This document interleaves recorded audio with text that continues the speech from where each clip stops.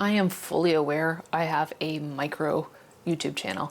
I have another micro YouTube channel over at the Beige House, which is where I talk about my plants and all of the obsessions that I have about trying to keep plants alive. And on that channel, I had one video take off for me, and it was a video about duckweed, which is an aquatic floating plant that I cannot get rid of to save my life, and the regret that I have ever introducing it into the aquariums. Now, I made that video sort of haphazardly. I was just like, that's a good idea. It's something that I hate. Maybe other people hate it too. What I was unprepared for was the amount of traction it got, and comments and likes and shares and things. It became one of my most successful videos. And you think that I would be like super happy about that. That's awesome. Can you believe it? Oh my God, my little channel's taking off. But I was terrified. I was totally uncomfortable with it and worried that I wasn't ready for that kind of exposure, which is silly because then why am I making all of these pieces of content if I don't want people to see them? And my default urge was to unlist the video and make it all go away, which is so counterintuitive, right? Like, why am I making content if I don't want people to see it? People were liking that content. I didn't have any super negative comments or anything like that. There was nothing that was standing in my way from enjoying the success of that, and I was terrified. But it got me thinking, why do I default into negative feelings on success? Why can't I relish that I'm connecting with people when that's my goal? And I noticed that I am not alone with this. A lot of ADHD entrepreneurs do this. As I'm sure you figured out by now, I'm not a psychologist or a mental health professional. I'm just a person who's lived with ADHD for decades. And what I think I've pinpointed is our reason for being so nervous and so reticent to accept success, even though we think we want it, is, I think, because of RSD. And that is rejection sensitivity dysphoria. Rejection sensitive dysphoria, RSD, as when you experience severe emotional pain because of a failure or feeling rejected. This condition is linked to ADHD, and experts suspect it happens due to differences in brain structure. To be fair. Oh, to be fair. To be fair. To be fair. To be fair.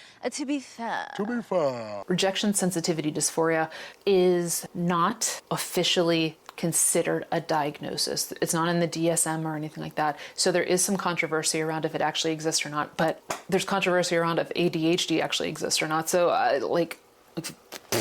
to that. And the reason why people with ADHD tend to have RSD is because scientists think that it has to do with a tendency for people with ADHD to have emotional dysregulation, which essentially just means we have an inability to successfully regulate our emotions. So if you have felt very irritable or anxious or nervous on something that, looking back, it was kind of minor. That's what they think emotional dysregulation is, which tends to then fall into rejection sensitivity dysphoria. And one of the good parts of having ADHD means you also typically have a lot of low self-esteem, because, speaking for myself, being the weird kid in school and not knowing why can lead to a lot of self-reflection, which you're not fully equipped to do if you don't have a good support system or therapy or medication or diagnosis. And so it becomes this sort of wall that your natural tendencies come up against, and it becomes either, are you going to accept that you are becoming successful, or are you going to reject that and do something that blows up your momentum, like closing your business, starting a new one, unlisting a video, whatever. And choosing the wrong path for that can seriously harm your business. My original business, which I've talked about before, was one that I called an industry darling because it won these industry awards. It was in over 100 publications. It was doing well, but I never got it to the point that I was making a ton of money. I was supporting myself, but I'm not making the Fortune 500 off of that. And there are many reasons that never came to pass. Of course, the hindsight's always 2020. We don't feel it in the moment, but looking back, one of the reasons that I was not able to grow it the way other people would have is because I thought I wanted success, however you define that. But looking back, there were so many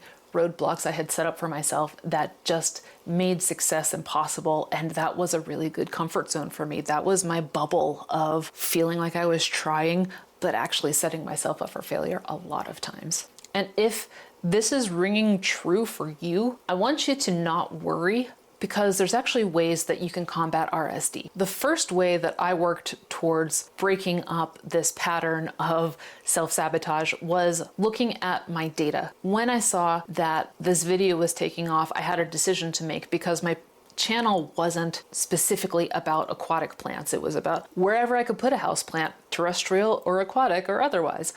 But I had a lot of feedback from people saying, like, I want to hear more about your aquariums. And I had a crossroads. Was I going to become an aquatic plant channel, or was I going to stay the course that I was already at and do both? So I asked the community, and it actually went half and half. But then I started looking at my research and my data points, and I looked at the work I had done before to develop my avatar, my ideal demographic for that channel. So the same for you. If you are feeling like you are letting self-sabotage ruin your business, start looking at your data and start looking at the research you can pull to reason yourself out of that. One of the best ways to combat negative self-talk or low self-confidence is to look at something that is objective. And usually that is scientific data or marketing research. You can use those as unbiased evidence that what you're feeling isn't in tune with reality. And that especially works well when you start getting away from the computer.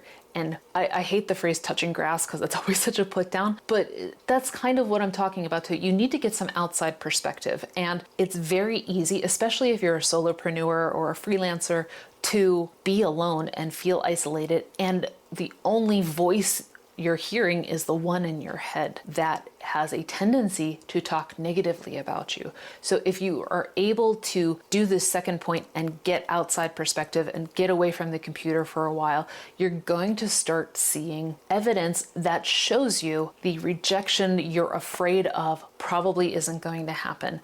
And you are worthy of being successful in this business that you have created, which also goes to the next way you can combat this, which is getting outside help, specifically a business coach, a therapist, a friend, a partner. You need a voice outside of your head, and you need someone to bounce ideas off of. You might feel like they don't have a true idea the way you do about your business, but that usually works in your favor too, because you know so much, hopefully, about your business and the way it operates and the goals that you have, that if you were able to bring in someone who has even a little bit of an idea, but not a full idea, like they know you're a freelance writer, so consequently you write on the computer a lot, and that's like the end of the knowledge they have of your business, that's really good because it shows you a perspective of someone that doesn't have that sort of institutional knowledge, and it gives you a way to bounce ideas off of someone who can give you a different angle to look at things. And what they'll most likely tell you is the next point, which is your life has to be more than your business. For people like us who are able to hyperfixate really easily, and especially if you feel like there's more you could be doing to achieve perfection in your business, you're going to really let yourself just close in and self-isolate even more to the point that it all becomes your business. It's all encompassing, and that is so detrimental for your health. All of these outside perspectives and getting away from the computer and adding more color into your life than just your work will make you get out of your head and force you to start looking at things a different way because you're not fixated on it 500%. So many of us have cabinets that are essentially graveyards of hobbies. And I get that, the start and stop happens a lot, but even if you are someone who will start a hobby and then kind of let it die off, that's not always a bad thing. You're still taking time away from fixating on the problem that you think you're having or the self-sabotage that you're creating. And that leads to the last way of rejection sensitivity dysphoria, and that is changing the way you talk about yourself to yourself. Mindfulness. And mindfulness is much easier said than done. I don't know if you're the same way, but before I started therapy, I had a very black and white feeling about myself. I was either good or I was bad. Most of the time I was bad. And when I started learning more about the way I was talking to myself and recognizing that I was creating this cycle of negativity in my own head, I had to learn how to stop that and how to bring in feelings of satisfaction with the work that I was doing and the life that I was leading. That took a lot of therapy and still takes a lot of therapy for me to develop a gray area. And it probably feels that same way for you too, where it's either you are this or you are this. And this seems to never happen because you're always over here at the negative part. I realized actually is like the negative is blue, the positive is red and pink. And if you're not sure how to actually do that, here's a question that can help get you started. Why do you default to negativity? I'm not going to answer that question for you because that's something that you have to answer. I will tell you that people with ADHD tend to focus on the negative and have a tendency to look back at past failures and fixate on those because of our hyperfixation. But that's for all of us. That's not for you. Why is it you default to negative? And is it true? My guess is most likely not, at least not 100%, especially if you do all these steps before this. You can do it. I know you can. And the more you start to realize that RSD is affecting your business and giving you this itch to abruptly abandon whatever success is happening for something you're more used to that's a comfort zone to you, which is struggle, you're gonna start breaking that association and letting yourself accept success even a little bit. Even if you can have one moment, 1 second of feeling like, I did good, then you are breaking down those walls and you are doing yourself such a huge service. You can do it. I know you can, but you cannot let yourself fall prey to tropes that we hear all the time. If you watch this video, you're going to see the top pieces of bad advice given to people with ADHD and my solutions for fixing those. I will see you in that video.